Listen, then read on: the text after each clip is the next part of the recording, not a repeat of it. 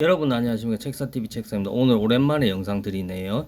여러분께 어떤 또 즐거운 영상 아니면 도움이 될 수 있는 영상을 드릴까 고민을 굉장히 많이 하다가 ZK 탐정사무소라고 여기 채널 이름이 나와 있는데 일본 사건 관동연합의 그녀들과라고 이렇게 나와 있습니다. 거기서 뭐 여러 명의 인물들에 대해 얘기를 하는 것 같은데 히로세 료코, 나가사와 마사미 등등 이런 식으로 얘기가 돼 있는데 이 중에서 뭐 히로세 료코에 대해서는 저도 조금 알고 있기 때문에 이분이 오정보를 너무 많이 넣으셨더라고요. 그래서 오정보 위주로 짚어드리면서 이분 영상을 먼저 봐야겠죠. 저희가 뭐가 오정보인지 알려면. 그래서 말씀을 드리도록 하겠습니다. 시작하겠습니다. 저번 영상에 이어서 관동연합에 관련된 일본 연예인들을 소개해드리겠습니다.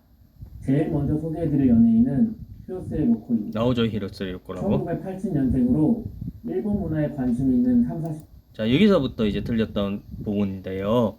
1980년대생으로 일본 문화에 관심 있는 30, 40대 분들 이런 식으로 그때 당시 유명했었다 이런 식으로 이제 설명을 하고 있습니다. 많이 아실만한 그런데 여기서 보시면은 30대 같은 경우 30대 후반의 극히 일부 빼고는 히로세 료코에 대해서 잘 알지도 못했고 그때 당시에 또 지금도 잘 알고 있지 못합니다. 왜냐하면은 40대 지금 중반 40대 중반 정도 되는 분들이 한국인 분들을 말씀드리는 겁니다. 일본인 말고 한국인 분들이 그때 당시 히로세 료코의 인기가 한국에 전파돼서 최전성기를 누릴 때 2000년대 초반이었거든요. 그분들이 이제 그때 당시 나이로 20대 중반입니다. 당연하게 지금 40대 중반이니까 20대 중반인데 그런데 30대 분들이 아직 10대에 불과했는데 히로세 료코에 대해서 뭐 어떻게 알고 있으며 그래서 아까 말씀드렸듯이 뭐 그 중에도 뭐 일부 분들은 아는 분들이 있었는데 일부일 뿐이죠.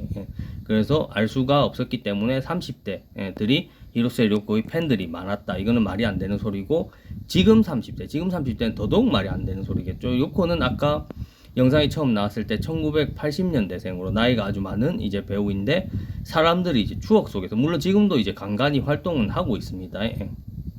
영화에도 나오고 드라마에도 출연하고 최근에도 이제 안 좋은 소식으로 그 언론에 한번 기사 보도가 됐더라고요. 그래서 이제 최근에도 뭐 워낙 왕년의 대스타였기 때문에 약간씩 활동도 하고 있고 언론에도 비춰지고 있지만은 추억으로서 추억 보정으로서 지금 나이 많은 분들이 좋아할 만한 배우지 지금 30대가 또 알지도 못해. 지금 30대 이 사람 알지도 못해. 그래서 30대가 뭐 좋아했었다 이 말도 말이 안 되는 거고 30대가 좋아한다 지금 30대가 좋아한다 이 두 개 다 말이 안 되는 내용으로 볼 수가 있습니다. 계속해서 가보도록 하겠습니다. 유명한 연예인 히로세 료코는 일본의 명문대인 와세다 대학교 국어국문학과를 자기 추천으로 입학했으며 이례적인 일로 화제가 되지만 입학식 이후 등교도 자주 하지 않다가 자진 중퇴.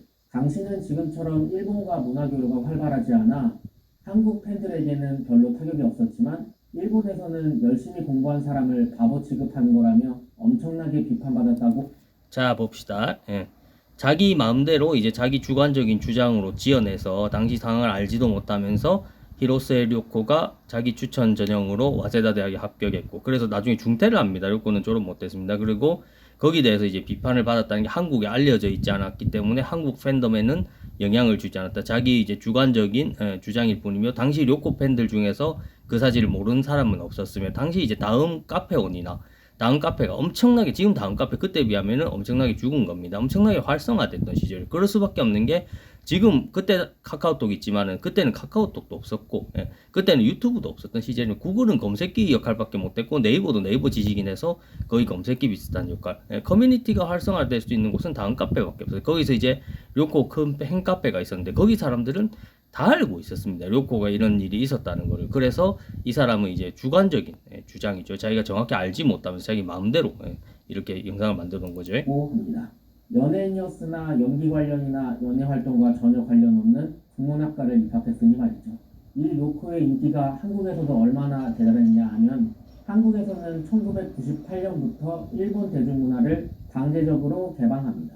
90년대에는 한국에서 일본 문화가 정식으로 소개되기 전이라 일본 영화가 개봉되지 않아 사람들의 인식이 없었음에도 불구하고 유명한 영화가 3개가 있었는데 그중 2개가 료코 주연의 비밀 철도원이었습니다.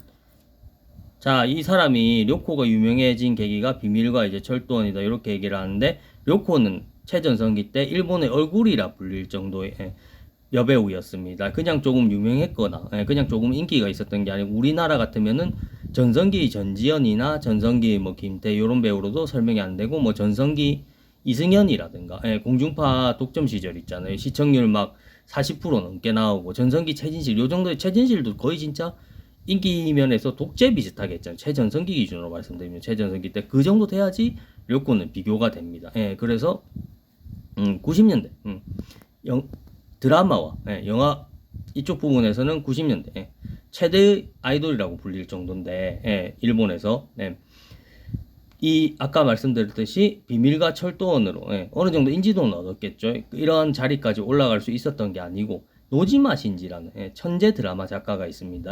노지마 신지라는 천재 드라마 작가의 작품들에서 출연을 하게 되면서 이 하나 작품 제가 알고 있는 썸머 스노우는 요 비밀 좀 뒤에 철도원 요 철도원 좀 뒤에 비밀이 아니고 철도원입니다. 철도원 좀 뒤에 출연했던 작품으로 이 작품도 료코에게 굉장히 큰 인기를 가져다 줬던 작품이고 아까 말씀드렸던 노지마 신지라는 분에 대해서 한번 설명을 드리자면 이 사람이 어떤 사람이라면 천재극작가라 불렸는데 왜 천재극작가라 불렸느냐 이 사람은 일본의 사회적 문제 같은 거 있지 않습니까? 이런 거를 다루면서 이 굉장히 이제 심각하게 다루고 지금 드라마처럼 뭐 한국 드라마들처럼 그럼 한국 드라마도 뭐 사회적 문제 다루지 않느냐 이렇게 말할 수 있는데 패러디처럼 말도 안 되는 뭐 허구의 허상 그런 거 한국에서는 뭐 회사 생활 이런 걸 다루는 작품도 실제 회사하고 동떨어지게 말도 안 되게 다루고 그런 게 아니고 실제와 굉장히 가깝게 개연성을 가지고 다루면서도 시청률까지 잡았다는 거죠. 그래서 대표적인 그런 작품들을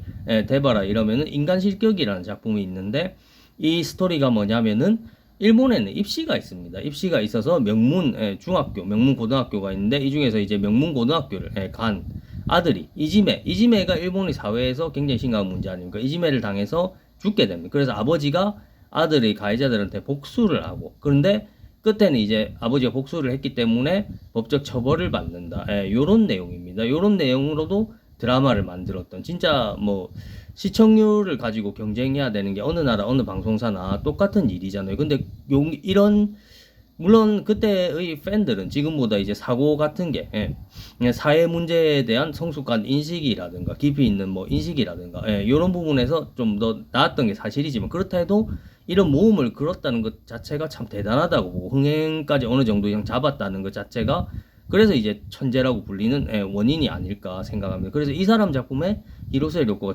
드라마 작가였기 때문에 이 사람은 노지마 신지 씨는 이 사람 작품에 많이 출연을 하게 됩니다. 그래서 대표적으로 아까 말씀드렸듯이 료코를 뭐 정상급까지 올려진 작품은 물론 철도원에서도 얼굴을 알리긴 했지만 료코가 인기가 상승한 계기가 된 건 사실이지만 이 사람이 주장하는 대로 ZK가 주장하는 대로 철도원이나 비밀이 아니고 철도원이나 비밀은 이제 나중에 료코 2000년대 중반 넘어서 료코 팬으로 합류하게 되는 그 사람들이 이제 이거 두 개만 주구장창 알고 앵무새처럼 얘기한 거였고 썸머 스노우 립스틱도 진짜 희대의 대작이죠. 아까 말씀드렸던 뭐 사회 문제를 다루면서도 시청률에 다가갔던 이런 여러 가지 사회 문제 일본 사회 문제 같은 것들을 립스틱 안에서는 다루고 있었죠.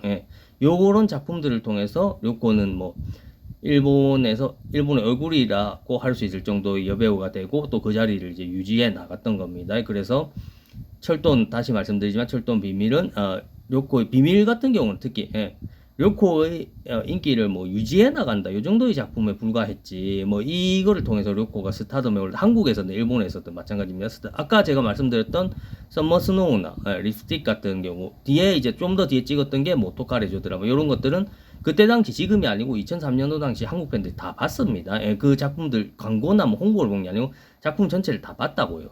그때는 코덱이라는 게 있어서 코덱이라는 걸 이용해서 다 봤습니다. 그런데 이제 이 사람은 알지도 못하면서 ZK를 말하는 겁니다. 이 사람은 ZK는 알지도 못하면서 자기 주관적인 생각으로 이렇게 적어 놓은 거죠.